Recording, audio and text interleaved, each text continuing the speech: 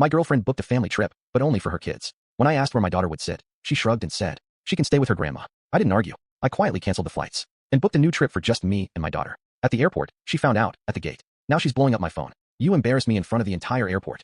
I'm a 42-year-old dad. I've been dating my girlfriend, Cassandra, 39F, for just over 2 years. We both have kids from previous marriages. I have my daughter, Emma, 10.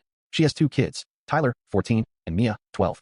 My ex-wife and I share custody of Emma, but I have her most weekends and holidays. Cassandra has primary custody of her kids. Their dad gets them every other weekend. Overall, I thought our blended family was doing well. Emma is quieter and a bit shy. Tyler and Mia are more outgoing, but they've all gotten along okay. Normal sibling squabbles here and there. I've made an effort to treat Tyler and Mia like my own. I've taken them to their activities, helped with homework, tried to be present in their lives. About 8 months ago, Cassandra and her kids moved into my house. I own a 4-bedroom home, bought it after my divorce. Everyone has their own space. Emma has her own room, decorated exactly how she likes it. Even though she's only with me part-time, I've always insisted. This is her home, too. Then came the trip. 2 months ago, Cassandra suggested a spring break trip to Florida. Her parents have a condo in Orlando. She wanted to visit the theme parks. Sounded fun. I told her I'd coordinate with my ex to make sure Emma could join us for the full week. Cassandra said she'd handle all the bookings. She had airline points to use, and she knew the area well. I offered to split costs 50-50ths. She said, I'll cover the flights with points. You pay for the park tickets.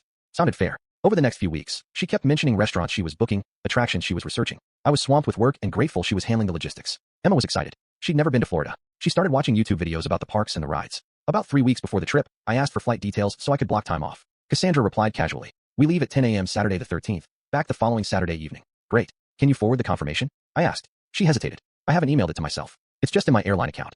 Something felt off. Later that night, while she was in the shower, I opened her laptop. I needed to check my emails, and mine was charging. Out of curiosity, I checked her airline account. That's when I saw it. For tickets. 1 for Cassandra. 1 for Tyler. 1 for Mia. 1 for me. No ticket for Emma. I thought maybe Emma's was booked separately, so I waited until Cassandra came out of the shower. Hey, I looked at the flight confirmation. I only see for tickets. Where's Emma's? She looked annoyed. Oh, I didn't book one for her. I figured she could stay with her grandma that week. I froze. What do you mean? This is a family trip. Emma is part of this family. She shrugged. Well, she's only with us part-time anyway. My parents' condo only has 3 bedrooms. No room for Emma, unless she sleeps on the pull-out couch in the living room, which would be inconvenient for everyone.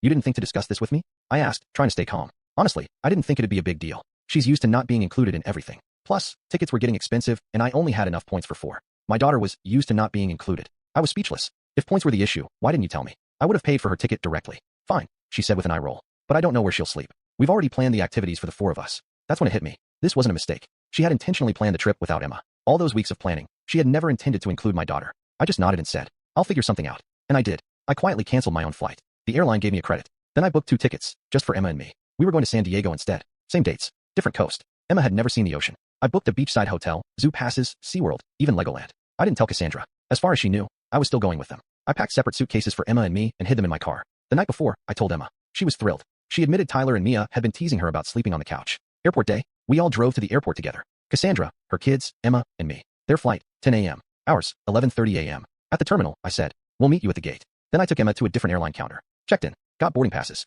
ate breakfast. Then I texted Cassandra. Which gate? We'll come say goodbye.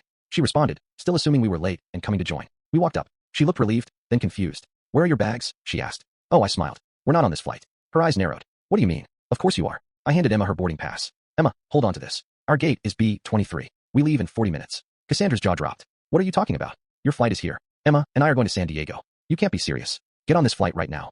I canceled my seat weeks ago. You're ruining everything. Tell your parents the truth. You excluded my daughter. So we made our own plans. The gate agent announced boarding. Tyler tugged at her sleeve. Mom, we need to go. This conversation isn't over, she hissed. You embarrassed me in front of the whole airport.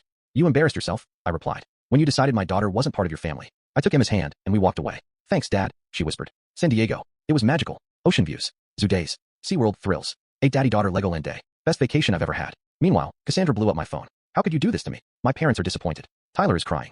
Please just fly out to join us. I sent back occasional selfies of Emma and me, at the zoo, at the beach. Emma and I are having a great time. When we returned home, Cassandra and her kids had extended their stay, probably to avoid confrontation. I used that time to reflect. This wasn't a one-time mistake. She'd always sidelined Emma, forgot her preferences, scheduled events during Emma's weekends, dismissed my concerns as oversensitive. 3 days later, they returned. Cassandra tried to act like nothing happened. Don't you think you overreacted? She asked. You humiliated me at the airport. I stared at her. I told you I was upset. You dismissed me. You always do, when it comes to Emma. That's not fair, she protested. I treat Emma well. No, you tolerate her. There's a difference. I can't be with someone who merely tolerates my child. That night, after the kids were in bed, I told her, you need to find somewhere else to live. This isn't working. You're breaking up with me over a vacation? No, I'm breaking up with you because after 2 years, you still don't see Emma as part of the family. And that's non-negotiable. 6 months later. It's been 6 months since Cassandra and her kids moved out. The breakup was messy. She tried everything. Tears. Threats. Mutual friends pressuring me to talk it out. But I held firm. Eventually, she accepted that it was over. Emma has been noticeably happier. She talks more, laughs more, and seems lighter somehow. She told me one night, I always felt like I had to be careful around Cassandra. Like, I couldn't ask for too much. That broke my heart. But it also confirmed what I already knew. I made the right decision. Some friends and relatives said I overreacted. 2 years together and you just ended? Couldn't you try counseling? No. There is no compromise when it comes to my child's worth and well-being. Emma deserves to feel valued, not tolerated. Since then, Emma and I have started a tradition. Daddy-daughter days. Twice a month. Sometimes it's ice cream in the park, a movie, a museum, a hiking trail. Just us. Just time that's fully hers. I've started dating again, very casually. No one meets Emma yet. Not until I'm sure they understand that we're a package deal. That Florida/San Diego trip taught me something. Sometimes the most loving thing you can do for your child is to stand up for them, even when it's uncomfortable.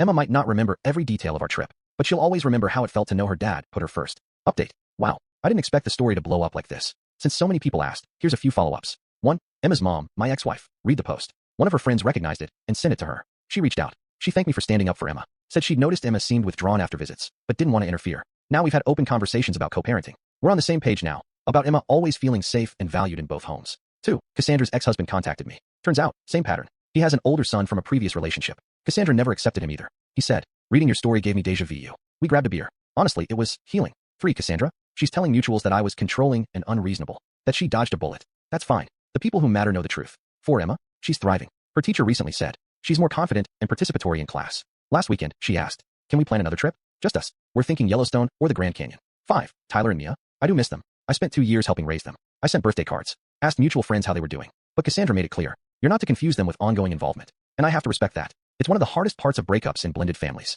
You lose the kids you bonded with, and you have no legal right to stay in their lives. But I hold on to hope that if they reach out someday, my door will always be open. Final update, 1 year later. It's been exactly 1 year since that airport day, and so much has changed. Emma, she's doing amazing. Thriving at school, made new close friends, grown in confidence. We went to Yellowstone this summer. It topped San Diego. Now she's lobbying for Hawaii. We'll see. Me? I've been seeing someone new, about 4 months now. Her name is Jenna. She has a 9-year-old son, Alex. He and Emma get along great. The first time Jenna came to dinner, she brought Emma a gift. A personalized journal. No occasion. Just so she feels included. It was small, but it meant everything to me. I've been careful, slow, prioritizing the kids' comfort above all else. And it's refreshing, being with someone who instinctively understands that every child deserves to feel seen and valued. Unexpected twist? Tyler, now 15, reached out via social media, said he missed our talks, wanted to stay in touch. With permission from both parents, we now chat occasionally, mostly about coding. Just mentorship, with clear boundaries. But I'm glad he felt safe enough to reach out. Cassandra and I, we've crossed paths at a few community events. It's awkward, but no longer hostile. I think she finally understands why I did what I did, even if she'll never admit it. The most important lesson, children are perceptive. They know when they're being sidelined, even if they don't have the words to say it. They also know when someone fights for them. Emma looks at me now with complete trust. She knows I will always have her back, and that's worth more than any relationship. To the fellow single parents out there, keep putting your kids first. They notice, and it matters.